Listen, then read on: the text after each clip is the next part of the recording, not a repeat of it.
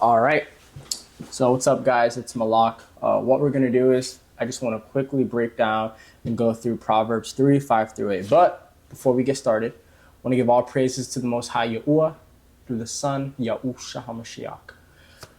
So Proverbs 3, 5 through 8. Grab your scriptures, read along. Don't take my word for it. Whatever I'm reading, read it for yourselves.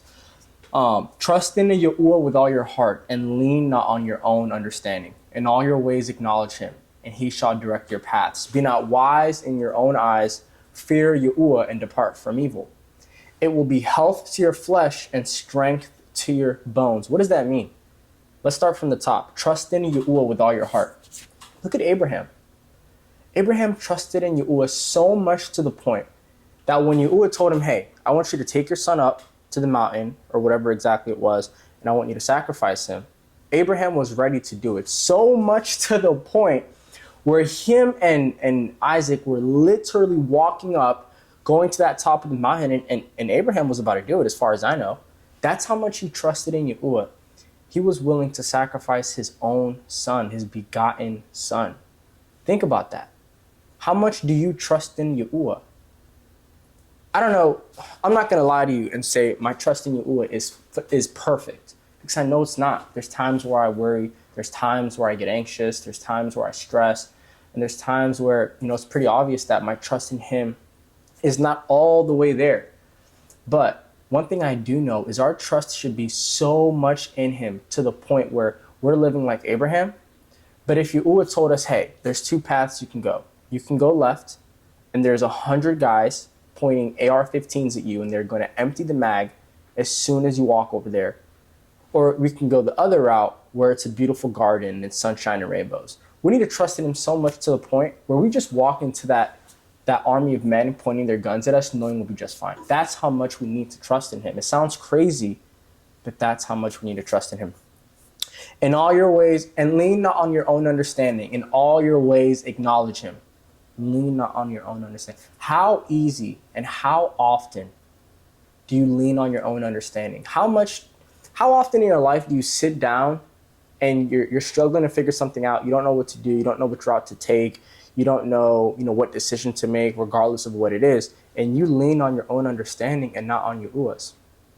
Let me read this verse to you really quick to illustrate Yahuwah's understanding. Psalms 147:5. Great is Yahuwah and mighty in power. His understanding is infinite. His understanding is infinite. If his understanding is infinite, and one thing I know is that you and I both don't have an infinite understanding.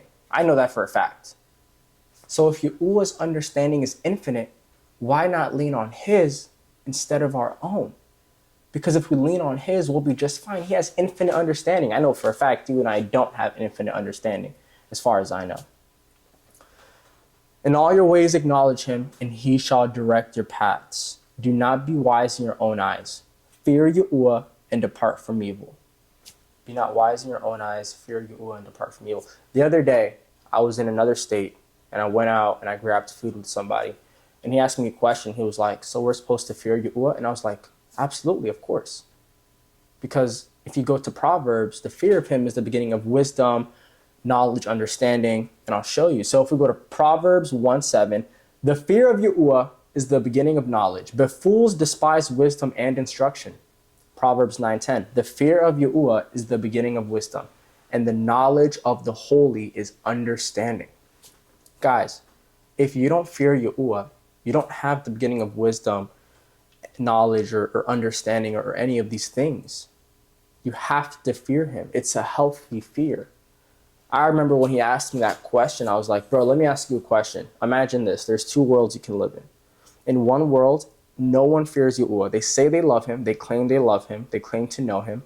But none of them fear him. They just live a life doing whatever it is they do.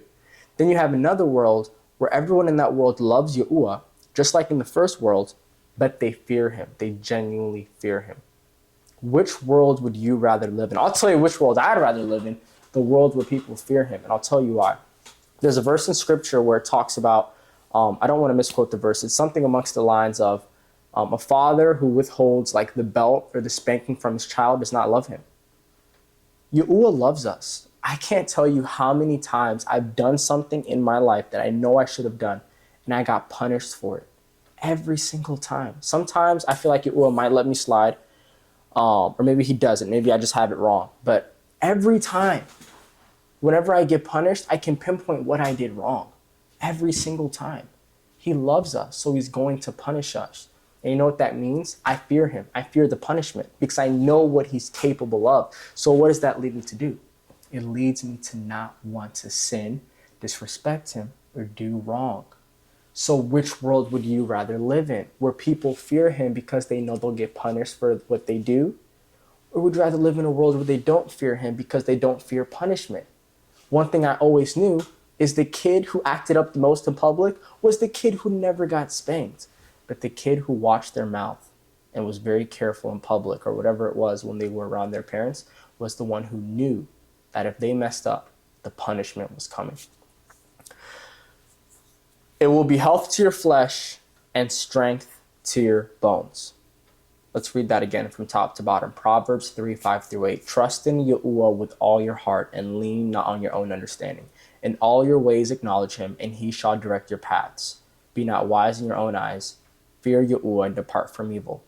It will be health to your flesh and strength to your bones. I think that last part of the verse really explains all of those things will literally be health to your flesh and strength to your bones. So why not do it? Why not accept it? And why not understand it? That's it, guys.